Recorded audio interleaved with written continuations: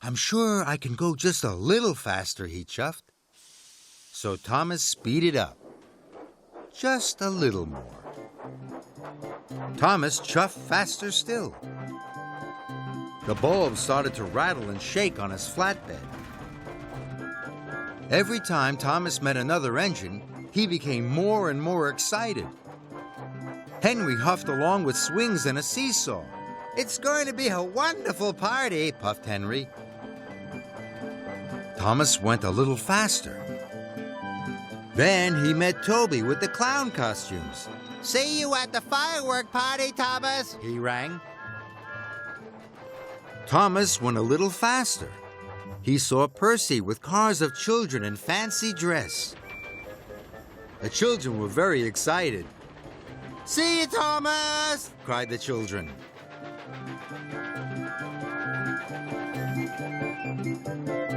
Now Thomas wanted to be back for the fireworks party more than ever. Before Thomas knew it, he was puffing very fast. Then there was trouble. Harvey was replacing some tracks. Workmen had put a barrier across the track to warn the engines, but Thomas was now going too fast to stop safely. He bashed into the barrier, and the light bulb broke. Cinders and ashes, cried Thomas.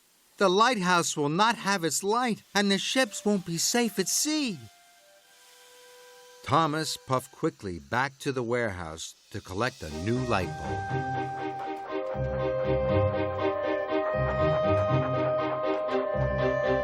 He knew now he would be too late to see the fireworks. Thomas had to stop at a signal. Edward was waiting. He was excited. I'm off to collect the Chinese dragon, he tooted. But all Thomas could think about was getting the new light bulb.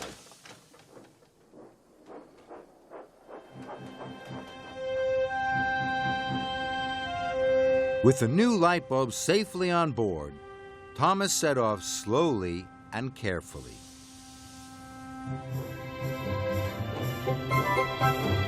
He knew he must deliver this bulb safely to the lighthouse. So when Toby passed with the choir practicing their songs, and when Edward passed with the Chinese dragon, Thomas didn't think about the fireworks party at all. Not once. Thomas arrived at the lighthouse just in time.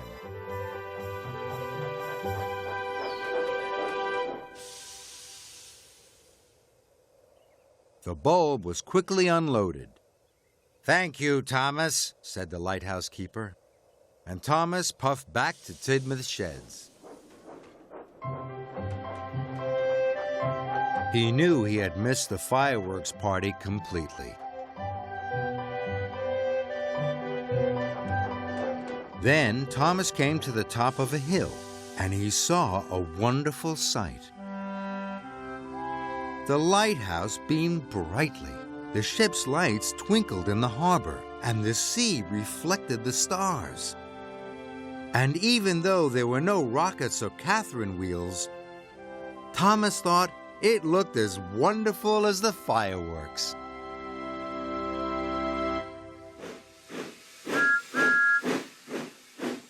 Every engine on the island of Sodor looks different. Can you tell who this is? This engine is dark green. It's only got a small roof on the cab. But it's got a very tall funnel. Do you know who it is yet? Here's another clue. This engine's got very big wheels. There's only one engine on Sodor who has wheels like that. Do you know who it is? Yes, it's Emily. Hello, Emily.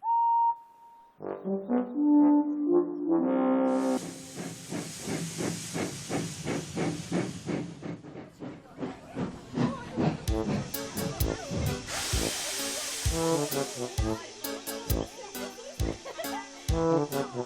aboard and close the doors. Whistle blows and the engine roars. Spinning wheels beginning to grip. These are the sounds as we start our trip. Rattling rails and cheerful shouts, clattering carriages, huffs and puffs, with a whist on the whistle and a whish on the brakes. These are the sounds that the engines make.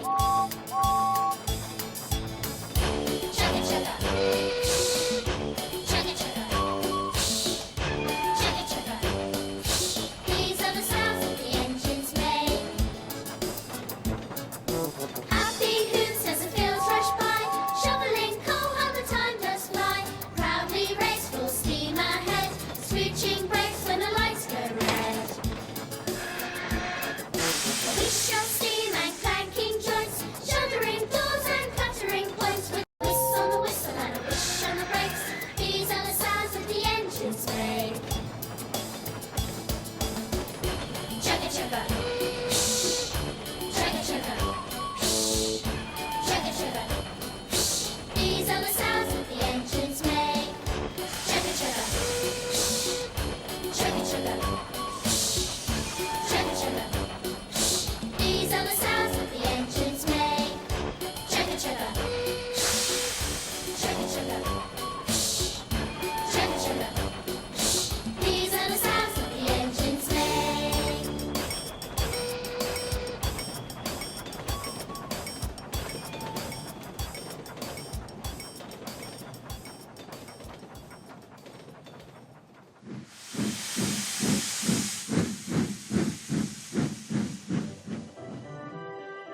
The island of Sodor is a wonderful place. There are lots and lots of engines. Who's that puffing along the track? It's Percy. Percy is a tank engine. He is green with 4 wheels. He has the number 6 painted on his bunker. Percy is the smallest of all the engines at Tidmouth, but he works just as hard as the big engines. His special job is pulling the mail cars. This job makes him very proud. Percy is also very proud of the island of Sodor.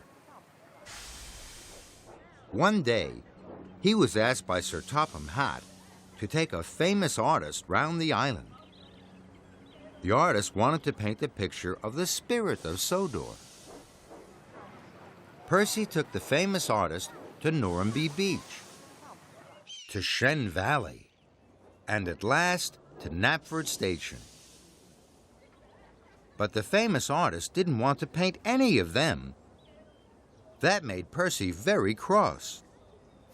He wished his theme so hard that the famous artist's hat flew into the air. Suddenly, the famous artist knew exactly what he wanted to paint. He wanted to paint Percy. Percy was surprised. Because Percy is the smallest engine, the big engines sometimes tell him what to do. So it was a very special day for Percy when he could tell them what to do. One day, Lady Hatt told Percy to be in charge. Sir Topham Hatt was sick. Percy had to tell James and Gordon and Toby what to do. Sometimes Percy gets things muddled up, so Percy listened very hard to Lady Hatt. Percy felt very proud to be controller for the day. He couldn't wait to tell the engines what to do. Grandly, Percy told James to be a busy bee, Gordon to pull very slow coaches, and Toby to pull the express. Later, Percy puffed off to check on his engines. Gordon was puffing very slowly. James was painted yellow and black. the children thought he looked like a giant stripy bee. And Toby was using all his steam to pull the express. Gordon, James, and Toby saw that all the children were laughing at them. That made them very unhappy. Percy felt terrible. He had muddled everything up. He didn't know how to unmuddle it. Luckily, Thomas came to help Percy. Together, they put everything right. When Sir Topham had arrived, he was very pleased. Whenever Percy is in trouble, he knows his friend Thomas will help him. That makes Percy very happy. And Percy, more than anything else, is a very happy little engine.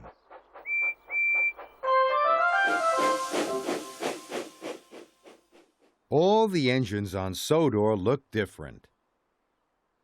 But this engine has been working in the coaling plant today and is covered in coal dust. How can we tell who it is? This engine has a round face and boiler. Do all the engines have round faces? No. Mavis and Toby have square faces.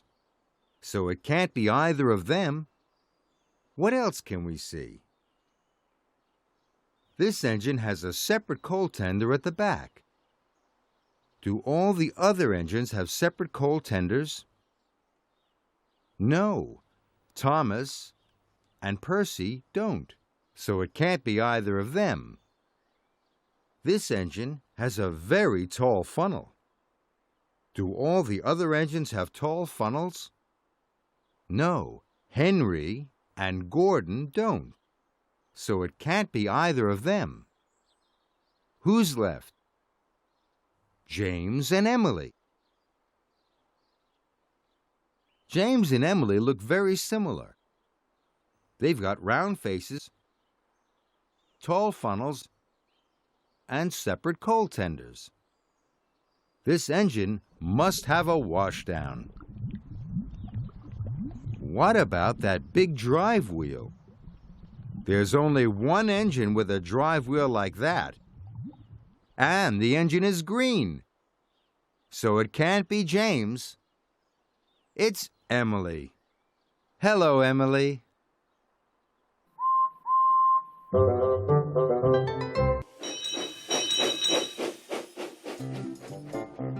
Thomas and the Big Bang. Thomas is a cheeky little engine. He likes to have fun with his friends. He likes playing hide and peep with Percy. And he enjoys joking with James. One day, Thomas was fitted with a brand new whistle. The whistle gleamed, and Thomas beamed. And he blew it all day long. He blew it softly, and he blew it loudly. He blew it in stations, and he blew it in Misty Valley. Thomas thought it was the most wonderful whistle he had ever had. Thomas puffed into the wharf with a train of freight cars. Mr. Percival was there. "Thomas," he said, "the narrow-gauge engines are bringing bricks, flour, and lumber. They must be loaded into your freight cars by supper time." Mr. Percival left. Thomas felt very happy. So he blew his new whistle loudly. Rheneas was surprised. He jumped and biffed into his flatbeds. Skarloey and Sir Handel laughed. Even Rheneas thought it was funny. "That was fun," tooted Thomas. Now he wanted to play more jokes and have more fun. So Thomas chuffed off to look for another engine to peep. Later, Rusty puffed into the wharf. He was shunting cars full of bright red bricks. They were to be unloaded into Thomas's empty freight cars. But Thomas wanted to have more fun. He rolled up behind Rusty. Rheneas and Skarloey held their puff. Thomas blew his new whistle. Beep! Rusty jumped and he biffed his freight cars. Rusty was covered in red brick dust. Skarloey and Rheneas both laughed. Thomas thought it was great fun. Rusty thought it was fun too. Now he wanted to join in. "Can't catch me!" hooted Rusty. And he steamed around the wharf. Thomas puffed after him. Everyone was laughing and having fun. But no one collected the bricks. Then Thomas had another idea.